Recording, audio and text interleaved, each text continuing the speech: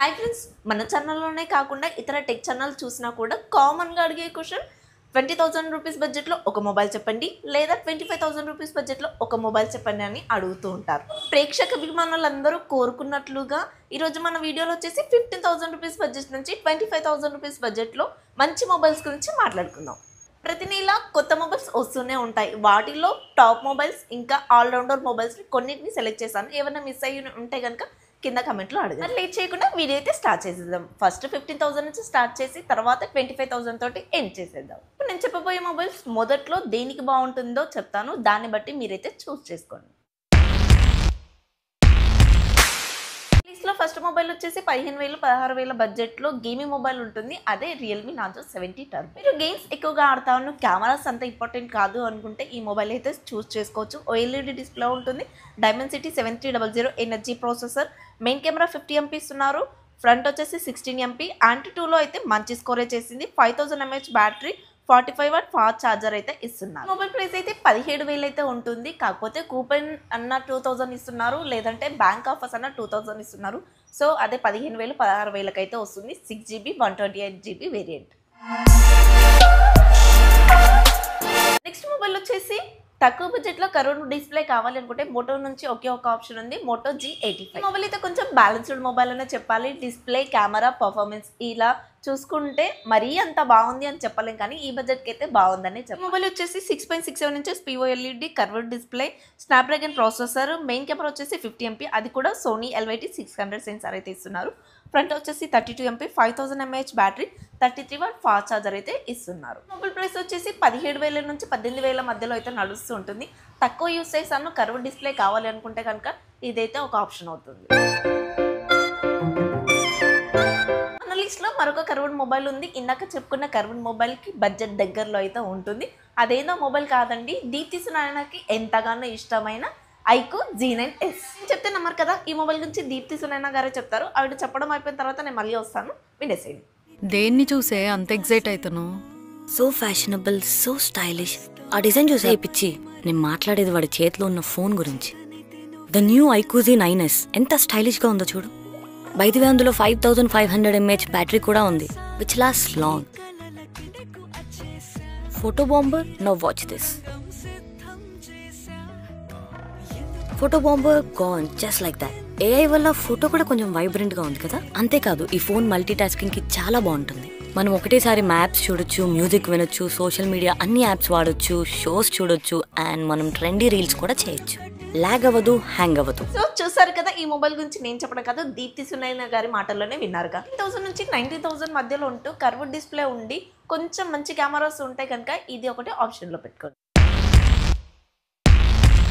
18,000 rupees budget నుంచి 20,000 rupees బడ్జెట్లో మంచి గేమింగ్ మొబైల్ అలాగే డీసెంట్ కెమెరాస్ ఉండాలి అంటే కనుక ఈ రెండు మొబైల్స్లో ఏ మొబైల్ చూస్ చేసుకున్నా కూడా పర్లేదు. ఆ మొబైల్స్ ఏంటో కాదు, ఐకో Z9 ఇంకా వివో T3. ఈ రెండు మొబైల్స్ స్పెసిఫికేషన్స్ అయితే సేమ్గానే ఉంటాయి, కానీ బ్రాండింగ్ మాత్రం డిఫరెంట్గా ఉంటుంది. ఈ రెండు మొబైల్స్ యొక్క స్పెసిఫికేషన్ చూసుకున్నట్లయితే 6.67 inches AMOLED display, Dimensity 7200 processor. Back main camera వచ్చేసి 50 MP, Sony IMX882 censor. Front వచ్చేసి 16 MP, 5000 mAh battery, 44 watt fast charging అయితే సపోర్ట్ చేస్తుంది. మొబైల్స్ యొక్క పర్ఫార్మెన్స్ అయితే ఒకే విధంగా ఉంటుంది. ఈ రెండు మొబైల్స్లో ఏది తీసుకోవాలని కన్ఫ్యూజ్ అయితే అస్సలు అవ్వకండి.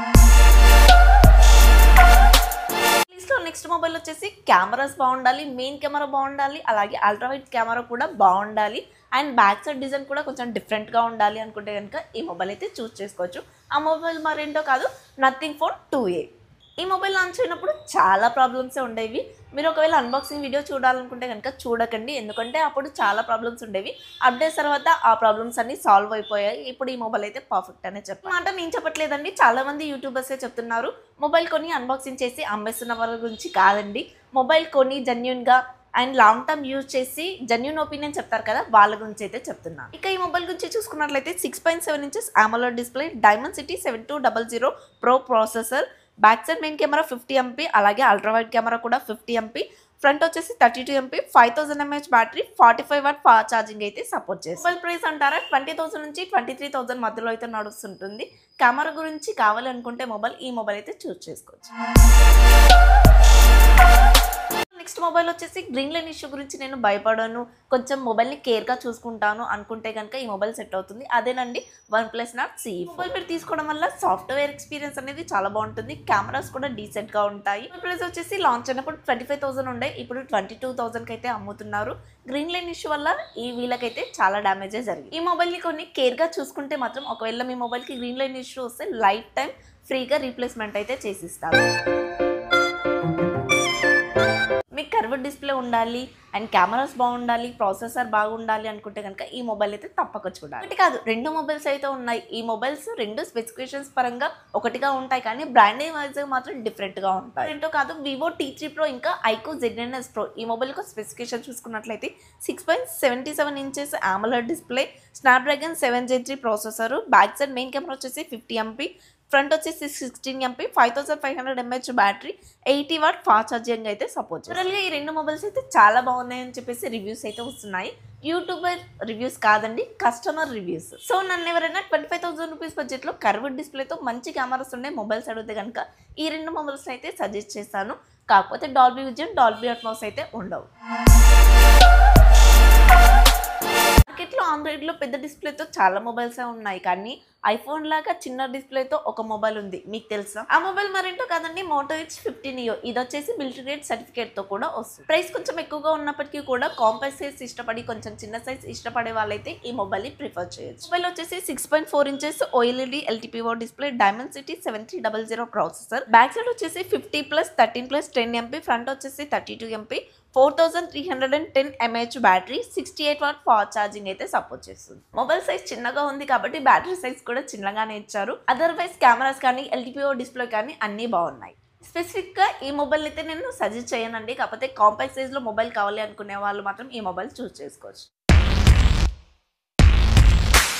నెక్స్ట్ మొబైల్ వచ్చేసి బ్రాండింగ్ ని ఇష్టపడే వాళ్ళ కోసం, నేను ఎక్కువ రోజులు ఫోన్ వాడతాను, 4+5 years అప్డేట్స్ కావాలి అనుకునే వాళ్ళ కోసం ఈ మొబైల్, అదే Samsung Galaxy M35. ఈ మొబైల్ యొక్క స్పెసిఫికేషన్ చూసుకున్నట్లయితే 6.6 inches AMOLED display, Exynos 1380 processor, main camera వచ్చేసి 50 MP, ఫ్రంట్ వచ్చేసి 30 MP, 6000 mAh battery, 25 what charging అయితే సపోర్ట్ చేస్తుంది. మొబైల్ ప్రైస్ వచ్చేసి 14,000 నుండి 18,000 మధ్యలో అయితే నడుస్తూ ఉంటుంది. సామ్సంగ్ బ్రాండ్ చూసే వాళ్ళు బడ్జెట్ చూడరని నేనైతే అనుకుంటున్నాను. సో మీకు కావాలనుకుంటే కనుక ఏ బడ్జెట్లో ఉన్న మొబైల్ అయితే తీసుకోవచ్చు, బ్రాండ్ చూసే వాళ్ళైతే. మన లిస్ట్ని గేమింగ్ మొబైల్తో స్టార్ట్ చేస్తాం కాబట్టి గేమింగ్ మొబైల్తోనే ఎండ్ చేద్దాం అనుకుంటున్నాను. ఇప్పుడు నేను చెప్పబోయే మొబైల్ వచ్చేసి పోకో X6 Pro. ప్రియారిటీ అనుకుంటే కనుక ఈ మొబైల్ చూస్ చేసుకోవచ్చు, అండ్ ఈ మొబైల్లో డిస్ప్లే కూడా బాగుంటుంది. మొబైల్లో 6.67 inches AMOLED 1.5K రిజల్యూషన్తో 12-bit panel display అయితే ఉంటుంది. Dimensity 8300 ultra processor, LPDDR5X RAM technology, UFS 4.0 memory technology ఉంటుంది. మెయిన్ కెమెరా వచ్చేసి 64 MP, ఫ్రంట్ వచ్చేసి 16 MP అయితే ఇస్తున్నారు, and 5000 mAh battery, 67 watt fast charging అయితే సపోర్ట్ చేస్తుంది. మొబైల్ అయినా కాదు, పోకోలో ఏ మొబైల్ తీసుకున్నా కూడా కెమెరాస్ అయితే కొంచెం ఆర్డినరీగానే ఉంటాయి, ఎక్కువ హోప్స్ అయితే పెట్టుకోకండి. ఇవ్వండి నేను ఆల్రౌండర్ మొబైల్గా పిక్ చేసిన మొబైల్స్. ఏవైనా మిస్ అయినా ఉంటే కనుక కింద కమెంట్లో వచ్చి అడగండి. అడగడం మర్చిపోయాను, మన ఛానల్ని కొత్తగా ఎవరైనా చూస్తున్నట్లయితే ప్లీజ్ సబ్స్క్రైబ్ చేసుకోండి, అండ్ మన కంటెంట్ నచ్చితే కనుక ప్లీజ్ లైక్ కూడా చేయండి. ఇప్పటివరకు అయితే మన ఛానల్లో ఒక వీడియోని ఎవరు అయితే చూడరు, చూస్తే కనుక నచ్చింది కాబట్టి చూసారని అనుకుంటున్నాను. సో నచ్చితే కనుక ప్లీజ్ లైక్ చేయండి, మన ఛానల్ని సబ్స్క్రైబ్ చేసుకోండి. నెక్స్ట్ వీడియోలో మళ్ళీ కలుద్దాం. అంటే బై బై.